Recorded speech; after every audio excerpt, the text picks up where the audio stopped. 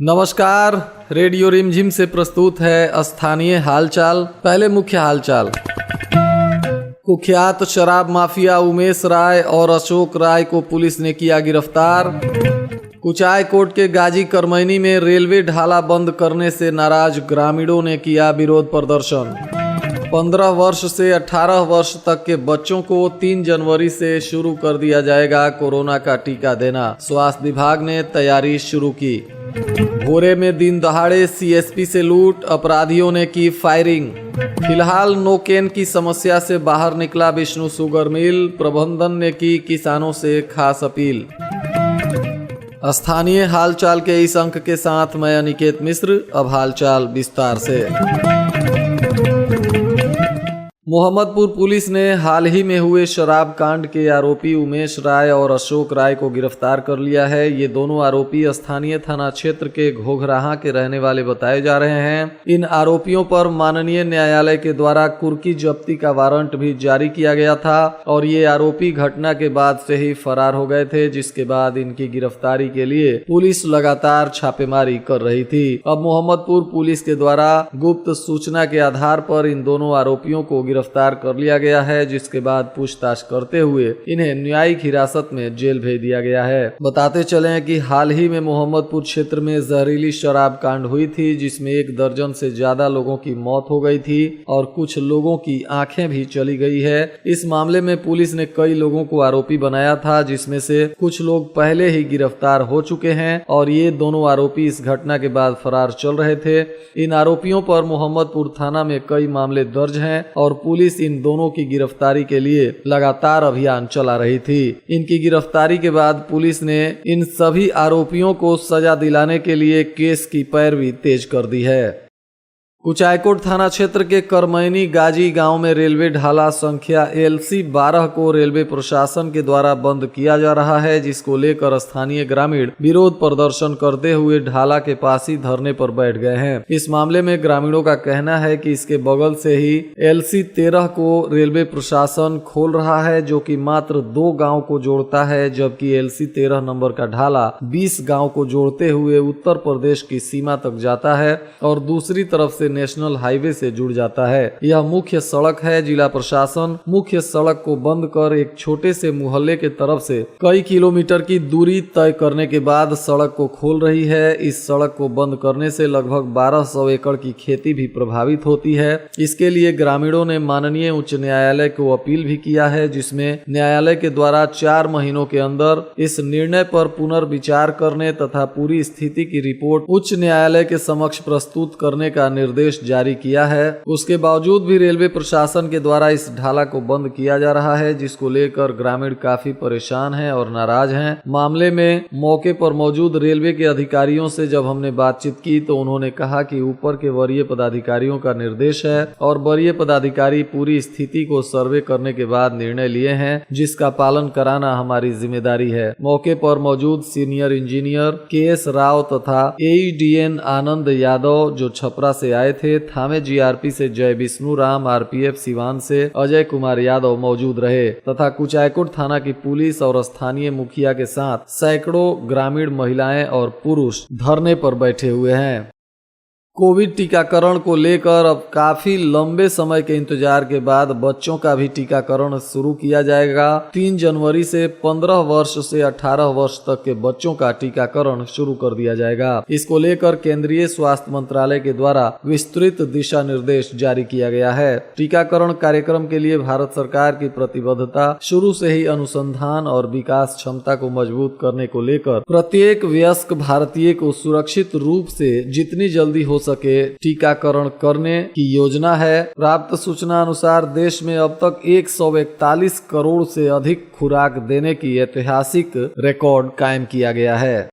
भोरे थाना क्षेत्र के बैरौना गांव के पास स्थित केनरा बैंक के सीएसपी को मंगलवार की दोपहर दो बाइक सवार आधा दर्जन हथियार बंद अपराधियों ने दिन दहाड़े लूट लिया। घटना को अंजाम देने के बाद अपराधी फायरिंग करते हुए फरार हो गए। इस घटना के बाद आसपास के लोगों के बीच दहशत व्याप्त हो गया। घटना की सूचना मिलने पर पहुंची पुलिस ने अपराधियों की तलाश में छापेमारी शुरू कर दी है। बताया जा रहा है कि इस मामले में पीड़ित नवल किशोर सिंह, जो हुस्सेपुर जगदौली मुख्य पथ पर बैरौना गांव के समीप केनरा बैंक की सीएसपी खोल रखे हैं, उनके सीएसपी पर मंगलवार की दोपहर 12:15 पर दो अपाची बाइक से आधा दर्जन अपराधी वहां पहुंचे और हथियार लेकर सीएसपी के अंदर घुस गए तथा लूटपाट करने के बाद फायरिंग करते हुए घटनास्थल से फरार हो गए। भोरे थाना क्षेत्र के कोरिया गांव में शराब के नशे में अपने ही परिवार के साथ मारपीट कर रहे एक युवक को पुलिस ने गिरफ्तार कर जेल भेज दिया। प्राप्त सूचना अनुसार गिरफ्तार आरोपी गिरधारी राय बताया जा रहा है, जिसको पुलिस ने उसके घर से ही गिरफ्तार किया है। जिसके बाद मेडिकल जांच कराने पर शराब की पुष्टि हुई तो आरोपी को जेल भेज दिया गया। इस वर्ष बाढ़ और अन्य प्राकृतिक आपदाओं के वजह से गन्ना की खेती पूरी तरह से प्रभावित हुई है, जिसके वजह से गोपालगंज के चीनी मिल शुरू होते ही नो केन की समस्या से जूझने लगी। परंतु अब गोपालगंज शुगर मिल के जीएम मिस्टर पनिकर ने बताया कि विगत कुछ दिनों से पेराई सत्र सुचारू रूप से शुरू हुआ है, क्योंकि किसानों के घर शादी ब्याह बंद हो गया है तथा लोगों के दूसरे खेतों की रोपनी भी हो गई है। इसलिए अब किसान गन्ना लेकर मिल में पहुँच रहे हैं और मिल के द्वारा किसानों को 10 दिनों के अंदर भुगतान भी कर दिया जा रहा है, जिसके वजह से अभी नो केन की समस्या समाप्त हो गई है। उसके बावजूद भी मिल प्रबंधन ने बताया कि इस वर्ष विष्णु शुगर मिल के द्वारा गन्ना पेराई का जो लक्ष्य रखा गया है वह शायद पूरा नहीं हो पाएगा, क्योंकि फसल के नुकसान हो जाने से किसान और मिल दोनों को नुकसान है। मिल प्रबंधन ने किसानों से अपील किया है कि किसान अच्छी किस्म का गन्ना लगावें, ताकि इसके वजह से किसान और मिल दोनों को फायदा हो। हथुआ प्रखंड में ठंडी के वजह से 15 दिनों के अंदर 3 चोरी की घटनाएं हो गई, जिसके वजह से लोग परेशान हैं और लोग पुलिस प्रशासन पर रात्रि में गश्ती नहीं करने का आरोप लगा रहे हैं। लोगों का कहना है कि पुलिस अपराधियों पर कड़ी कार्रवाई नहीं कर रही है, जिसके वजह से चोरी की घटनाएं आए दिन हो रही हैं। जिले में कई जगहों पर एक एक दिन में कई दुकानों को चोर निशाना बना रहे हैं। हाल ही में बीती रात मछागर जगदीश में एक किराना दुकान को चोरों ने निशाना बनाया, शटर का ताला तोड़ कर नगदी समेत लाखों का सामान चुरा लिए और प्रशासन को भनक तक नहीं लगी। आए दिन हो रही चोरी की घटनाओं से जनता त्रस्त है।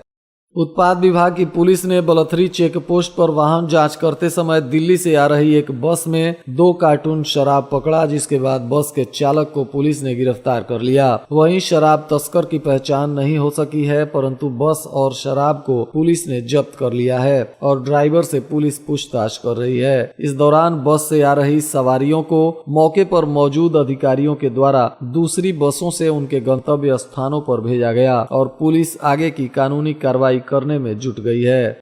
जिले के थामे डाइट सेंटर में मंगलवार के दिन हथुआ एसडीएम राकेश कुमार की अध्यक्षता में भोरे प्रखंड के नवनिर्वाचित पंचायत समिति सदस्यों के शपथ ग्रहण का कार्यक्रम आयोजित किया गया था, जहां नवनिर्वाचित सभी 42 सदस्यों के द्वारा पद एवं गोपनीयता के साथ साथ नशा मुक्ति को लेकर शपथ दिलाया गया। इसके बाद हथुआ एसडीएम राकेश कुमार के द्वारा भोरे प्रखंड के प्रखंड प्रमुख व उप प्रमुख के चुनाव की प्रक्रिया शुरू की गई, जिसमें रंजू देवी को निर्विरोध प्रमुख बनाया गया, तो वहीं विनय मिश्रा भोरे के उप प्रमुख बनाए गए, जिसके बाद इन दोनों को भी शपथ दिलाई गई।